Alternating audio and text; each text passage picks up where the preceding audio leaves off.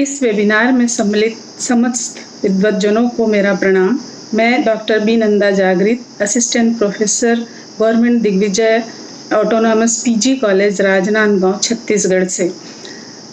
मैं हिंदी विभाग टाटिया विश्वविद्यालय गंगानगर राजस्थान को धन्यवाद देना चाहती हूँ, जिन्होंने इस विषम परिस्थिति में इस वेबिनार का आयोजन किया।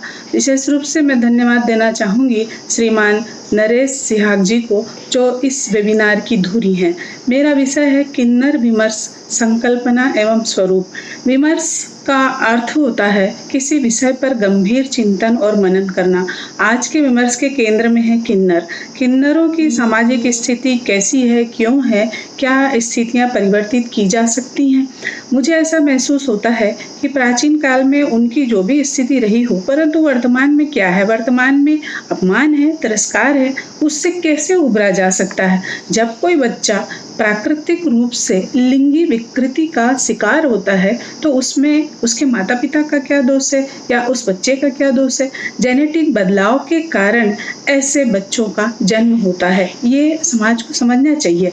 इनमें स्त्री और पुरुषों के हार्मोन्स, इमोशंस और थॉट है वो लगभग बराबर होते हैं। इसलिए हम देखते हैं कि इनके व्यवहार में, इनके चलने के ढंग में, इसके पहनावे में, ये जो भी स्वरूप हमको दिखाई देता है, उनका तरीका दिखाई देता है, वो बहुत स्वाभाविक है। इसमें कोई कृत्रिमता या बनावटीपन नहीं है। इन सबको समाज को समझकर इनका सहयोग और सम्मान करना चाहिए। सुप्रीम कोर्ट ने सरकारी सेवाओं में इनको ओबीसी की तरह आरक्षण देने का आदेश दिया है और लोग जिस तरह से अपने नाम के आगे श्री, श्रीमती, कुमारी लिखते हैं, वैसे ही इनको अंग्रेजी में टीजीआर या की में छोटे ई की मात्रा की लिखना चाहिए, ऐसा सुप्रीम कोर्ट का आदेश है। शासकीय अभिलेखों में, प्रतियोगी परीक्षाओं में स्त्रीलिंग पुल्लिंग के साथ ही थर्ड जेंडर या ट्रांसजेंडर का कॉलम भी स्वीकृत किया गया है।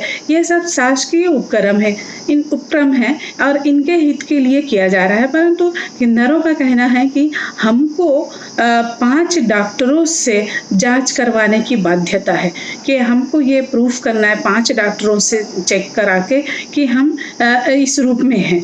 तो ये बाध्यता इनके लिए अपमान है, शोषण है, ऐसा इनका मानना है। और जब आपको पता ही है कि जब व्यक्ति बार बार अपमान, तिरस्कार एवं भेदभाव झेलता है तो वो आक्रोशित हो जाता है। यही आक्रोश किन्नरों में भी दिखाई देता है। समाज में अन्य किसी तरह की विषमता को, शोषण को जो लोग झेल रहे हैं, उन सब में भी इस तरह की आक्रोश नजर आता है। हमें यह देखना चाहिए कि ये जो किन्नर हैं वो शिक्षा, कला, राजनीति के साथ साथ धार्मिक क्षेत्र में भी अपनी पकड़, अपनी काबिलियत रखते हैं।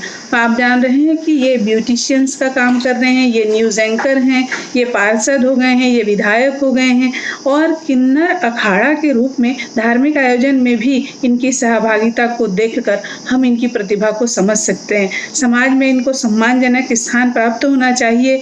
केवल ये सोचकर संतोष नहीं करना चाहिए। विशेष रूप से किन्नरों को ये नहीं सोचना चाहिए कि हमारा इतिहास बड़ा गौरवपूर्ण रहा है, बस इतिहास में मत रहिए।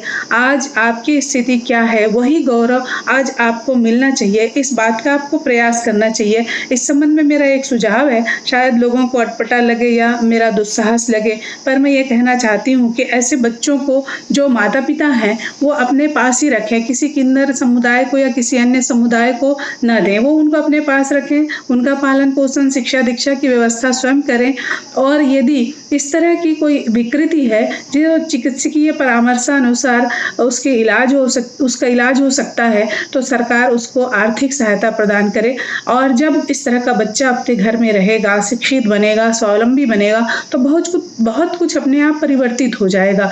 सरकारों को किन्नरों को विकलांगों की तरह आरक्षण दिया जाना चाहिए। सरकारी नौकरी के लिए, अपना खुद का व्यवसाय स्थापित करने के लिए उनको शिक्षानुकूल जॉब मिलना चाहिए और वो व्यवसाय भी उस तरह के कर सके, इसकी व्यवस्था होनी चाहिए।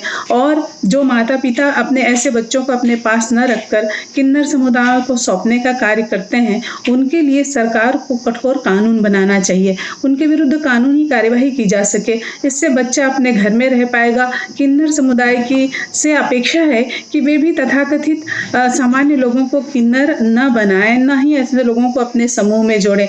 यदि बच्चा अपने घर में रहेंगे तो निश्चित ही धीरे धीरे समाज में उनके लिए परिवर्तन होगा।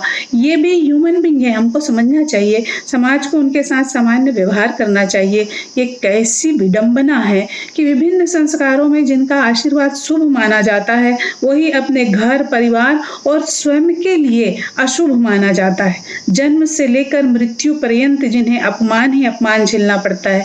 जैसा कि मैंने कहा कि माता पिता इनको अपनाएं तो समाज में इनका मान बढ़ेगा, परंतु यह एक दिन में होने वाला नहीं है, संभव कार्य नहीं है कि एक दिन में हो जाए, लेकिन होगा, स्नेह स्नेह होगा, धीरे धीरे होगा। और इससे क्या होगा कि इनको अपना घर, परिवार का नाम, माता पिता का नाम और खुद का नाम मिलेगा, पिता की संपत्ति में अधिकार मिलेगा, और तब ये हिजड़ा या किन्नर नाम से नहीं पुकारे जाएंगे, अपने नाम से पुकारे जाएंगे।